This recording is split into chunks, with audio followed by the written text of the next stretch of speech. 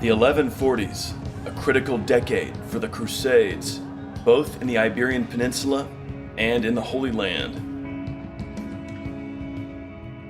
In 1144, Edessa, the capital of the first Crusader state established in the eastern Levant, falls to the Turkish emir Zengi. This is the first major loss of territory suffered by the Crusader states in the east. News of Edessa's fall rouses Western Christendom and prompts Pope Eugenius III to proclaim a crusade to retake the city. This campaign will be known to history as the Second Crusade, and while the Pope authorizes French and German armies to set off for the east to fight the Turks, he also proclaims a crusade in the Iberian Peninsula against the Moors of Al-Andalus. Since the 1080s, the Muslim portions of the Iberian Peninsula have been dominated by the Almoravids, a Berber dynasty that rules large stretches of North Africa in addition to their Iberian territory. However, in May 1146, a new Muslim power arrives in Moorish Iberia, the Almohads, also Berber and Moroccan in origin. The Almohads are a purist sect of Moorish warriors who believe that the Almoravids have become corrupt. The Almohads wage a fierce war of conquest against the Almoravids. By 1147, they have seized many of the major cities in Islamic Spain, including Badajoz, Sevilla, Córdoba, and Jaén.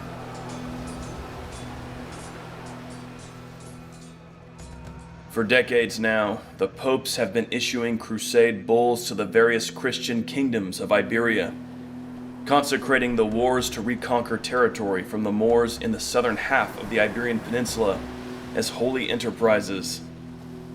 With the proclamation of the Second Crusade, Pope Eugenius extends the scope of the campaign to include Spain and Portugal. The Christian kings of Iberia are eager to take advantage of the disunity in the Muslim south.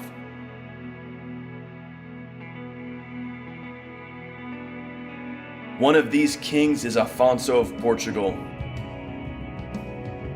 Afonso is one of medieval Europe's truly remarkable rulers. He allies himself closely with the Knights Templar as he greatly values their mission to defend Christendom. The king even describes himself as a brother in the fraternity of the Templars, indicating that he himself has become an associate of the order. Afonso grants the Templars a role in defending and expanding the Portuguese border to the south against the Moors. In 1139, Afonso wins one of Christian Iberia's most impressive victories over the Almoravids at the Battle of Urique. Now, with the Moorish south in turmoil, Afonso recognizes the opportunity to expand his kingdom with the conquest of one of Iberia's greatest cities, Lisbon, held by the Moors since the 8th century.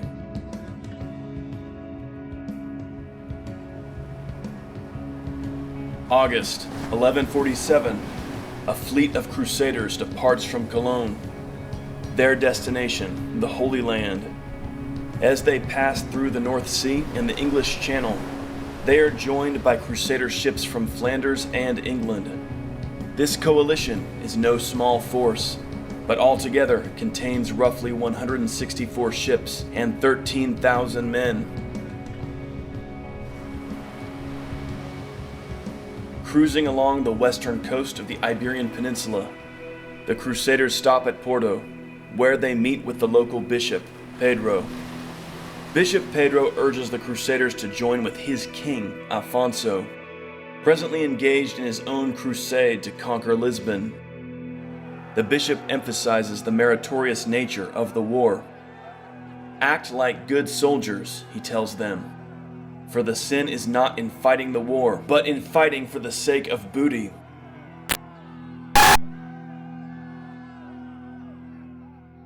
In June, the Crusaders meet with King Afonso, who offers them a share of the spoils and trading privileges in Portugal if they join in the attack. The Crusaders agree, and combined their forces with the Portuguese army, arrayed before Lisbon. Truly, the battle for Lisbon is now a part of the larger international crusade launched by Pope Eugenius III.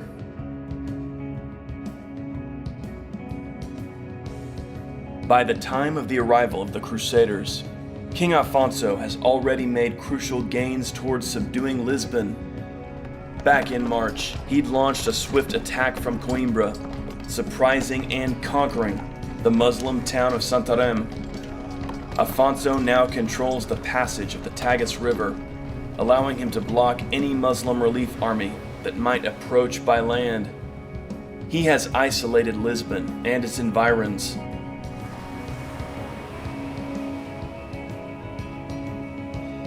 The Archbishop of Braga dispatches a message to Lisbon's Muslim defenders, urging them to surrender. "You have held our cities and lands already for 358 years, he tells them. "Return to the homeland of the Moors, whence you came, leaving to us what is ours." The defenders refuse, and the Portuguese Crusader coalition begins the attack. The Christians blockade the city on all sides and assault the walls with catapults and siege towers.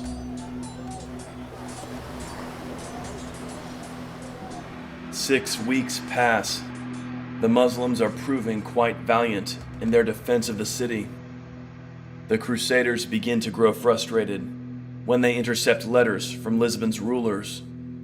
The letters are desperate requests for help to Abu Muhammad, the Emir of Evora, and other Moorish rulers, and describe the desperate conditions of hunger and disease that prevail within Lisbon. Encouraged, the Christians press on with the siege.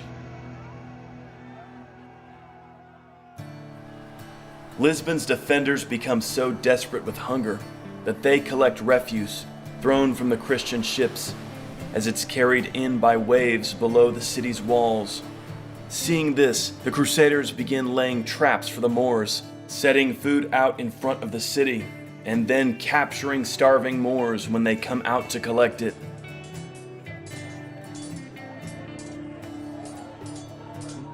Finally, the Christians manage to collapse a very large section of wall. One Christian chronicler describes hearing the defenders cry out in anguish after the wall falls. At last, in October, the Muslims ask for terms. Lisbon is surrendered. The king allows the defenders to depart with their lives. Many of the Crusaders decide to settle in Lisbon, and one of them, an Englishman named Gilbert of Hastings, is elected bishop.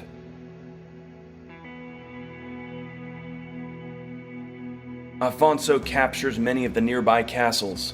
All of Portugal north of the Tagus and south of Coimbra is now in Christian hands.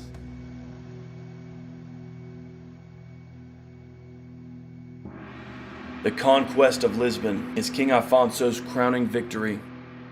The 1140s are a time when all of Christian Iberia is expanding southward, but Portugal's achievements are the most important during this period of the Reconquista, for the capture of Lisbon is as significant as the conquest of Zaragoza in 1118 and Toledo in 1085.